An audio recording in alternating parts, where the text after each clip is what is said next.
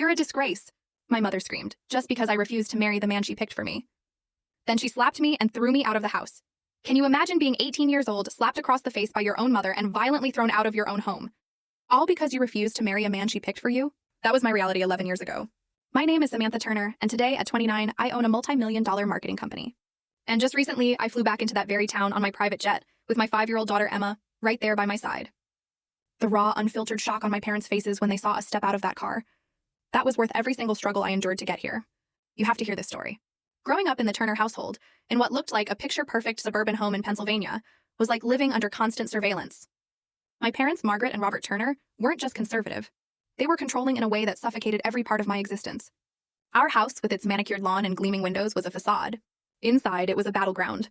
My mother, Margaret, ruled with an iron fist, but it was always hidden inside a designer glove.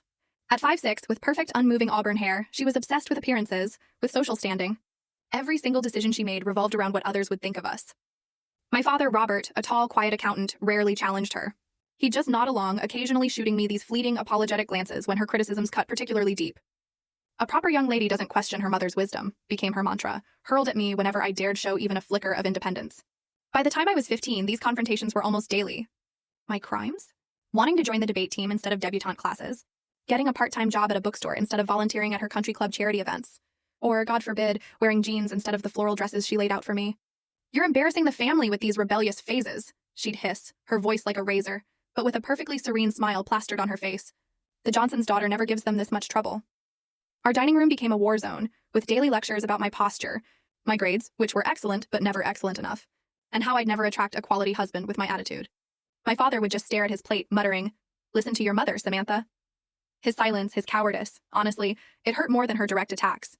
As I approached my senior year, the subject of my future husband became an almost constant drumbeat.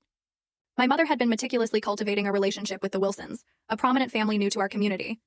Their son, Marcus, was 33 to my 18, recently divorced, and the heir to his father's real estate empire. He had the right pedigree, the right connections, and according to my mother, was my perfect match. He's established. Full story video added in below.